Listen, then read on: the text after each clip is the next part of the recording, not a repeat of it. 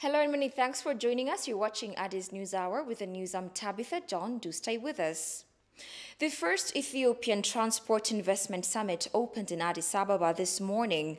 Senior government officials, including President Sahle-Work Zewde, attended the opening of the two-day event. In her opening remarks, the president said that the transport and logistics sectors would play a remarkable role to bring about development in Ethiopia.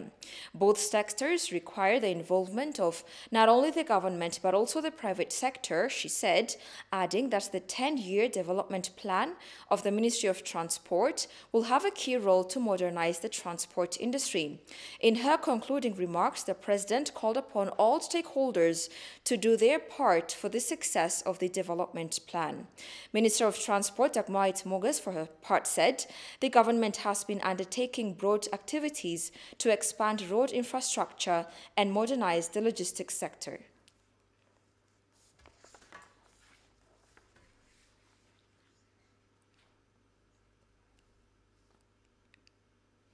African leaders must prepare themselves to properly handle the stark truth that unless the continent appropriately copes with its internal needs, it is highly likely to end up prey to external meddling.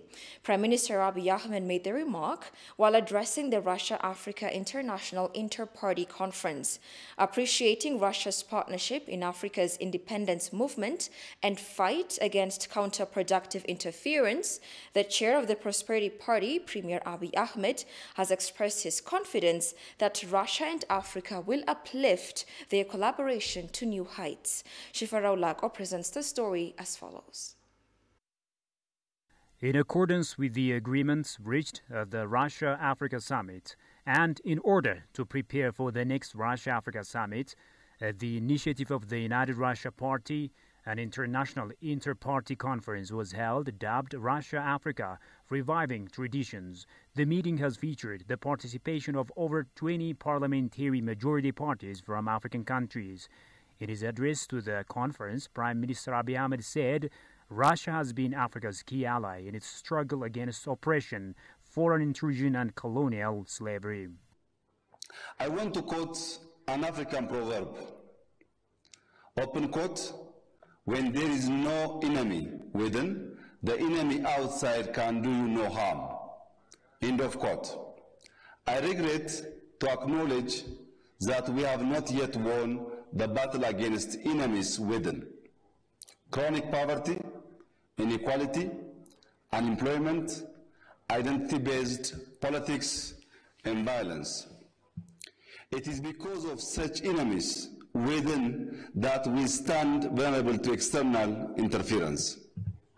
In order to respond to the basic demands of our people, to defeat the enemies within and stand strong against interference, we must revisit our traditions and solidify our friendship and renew our time-tested solidarity. Prime Minister Abiy has also elaborated on Ethiopia's indigenous philosophy of Madamar, or synergy, to the participants of the inter-party conference. Madamar exemplifies coming together, working in sync, with purpose and vision for a common destiny, as our guiding light in everything we do. At a fundamental level, Madamar is a call to our nation, Africa, and its people to stay away from the dangerous cycle of always throwing away the past and starting with a clean slate to build on the accumulated wisdom of our forefathers, to take the best from our past, to invest in an understanding of our concrete problems and adapt our solutions as we go, and in the process, leave a legacy of hope to our children. Explaining about his party, Premier Abiy says the Prosperity Party believes in economic growth, meeting the wholesome needs of humanity. The material, the emotional, and the intellectual. Growth must be situated in a political space where one engages with the big questions of society, where one's body is nurtured and one's safety is not in question. Growth must create opportunities for individuals to express their talents and translate it to personal wins and collective improvements. The Ethiopian Prime Minister has finally advised African leaders to open their eyes to the stark truth that unless the continent properly copes with its internal needs, it will open door to external meddling.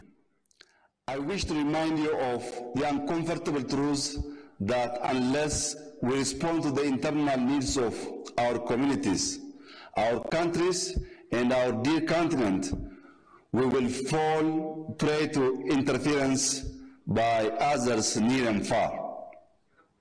Africa and the Russia Federation have a tradition of questioning, challenging the status quo, and imagining new possibilities.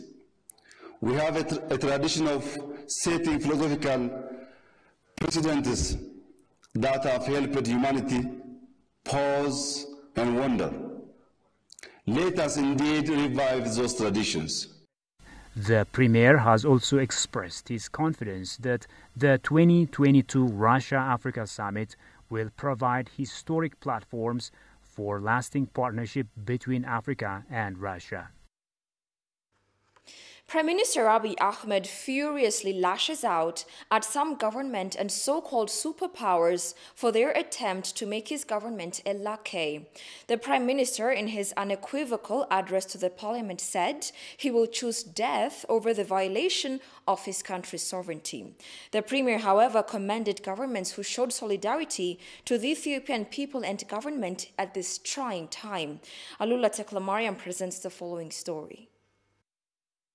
Members of the parliament raised questions as to how the current status of Ethiopia's diplomatic relation is going on. Responding to their queries, Prime Minister Abiy Ahmed furiously bashed those external powers who he said were trying to twist hands. Their desire to make the government a lackey emanates from their feeble understanding that Ethiopia is in a precarious situation, the Premier said. He, however, commended those who showed solidarity at this trying time.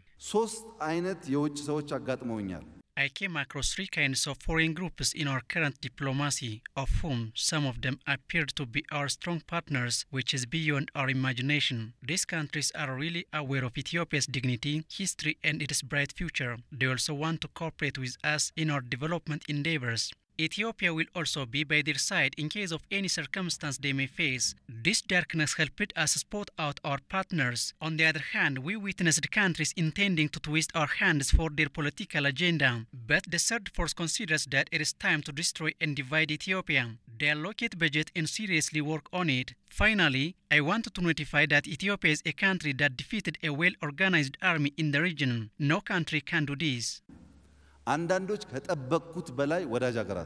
The Premier further outlined that Ethiopia will never bend the knee for any external foes planning to coil hands.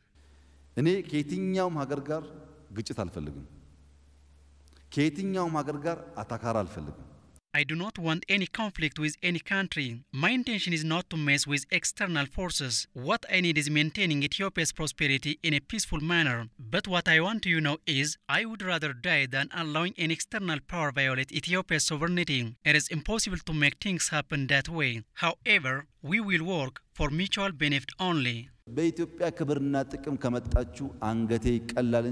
Prime Minister Abiy further said Ethiopia is always committed to collaboratively work with all countries as to the global diplomacy requires.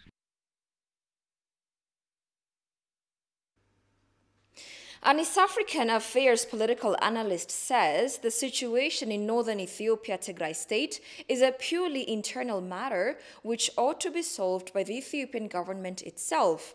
The analyst Omar Reddy cautions that uninvited foreign meddling in the internal affairs of Ethiopia will only lead to chaos. Kazahun Chani has the following report.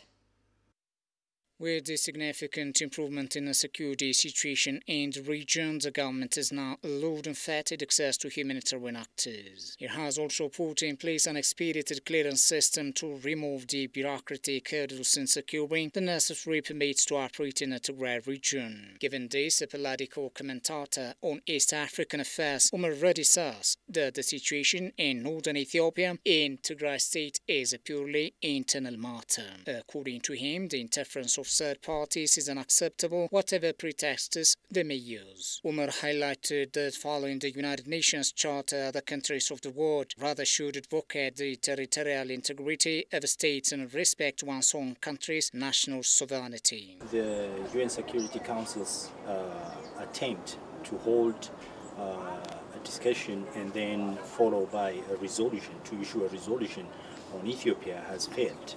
Not only on the United States, on the UN Security Council's highest level, but on technical committee level as well. In the details of that process, we have learned that China, Russia, and India asked for rewording of the statement regarding what's going on in northern Ethiopia, where the Western powers disagreed on a statement, on a wordings, which indicates that each actor involved in the conflict should be held accountable and responsible. They refused to include such a statement. This indicates they are biased from the beginning. Now, is it new for the Western powers, such as the United States and European powers led by France, UK, and in this particular case, Norway? If I got that correct, I think it's Norway spearheading the UN push. Is it new that they have tried to intervene on Ethiopian internal affairs and to twist Ethiopia's arms to make it succumb to their interests? It is not new. It has happened before, so we shouldn't be surprised. He accentuated that illegal foreign interference in Ethiopia's internal affairs will lead only to chaos, falling living standards of people and disregard for universally recognized human rights. What we see from the European Union mainly is inconsistency when it comes to what is happening in northern Ethiopia and overall in Ethiopia. It is inconsistent because they have not said anything over the past 27 plus years where human rights violations, gross human rights violations have been happening almost on a daily basis. Almost on a daily basis in Ethiopia. This is not limited to Ethiopia. The previous regime had an extended arm that turned Somalia, South Sudan, into a chaotic war scene. They were instrumental, the previous regime and the entire government structure, particularly its security apparatus, were instrumental in creating havoc in neighboring countries. Eritrea, South Sudan, Sudan to a certain extent, and Somalia included. So they were weapons for the Western powers. So they didn't say anything. Had they been concerned for human rights violations, they could have spoken about human rights issues elsewhere in Ethiopia. What they are trying to do in northern Ethiopia is they are trying to save their partners in crime, in regional crimes. So it is a double standard. It's not about human rights. It's not about access to relief. It's not about that. It's about just forcing the Ethiopian government to accepting their terms, and at the same time trying to save this criminal clique that has been helping them do their dirty job across the region. He also further noted that some countries of the world consistently repelled unlawful attempts to interfere from abroad in Ethiopia's internal affairs strictly.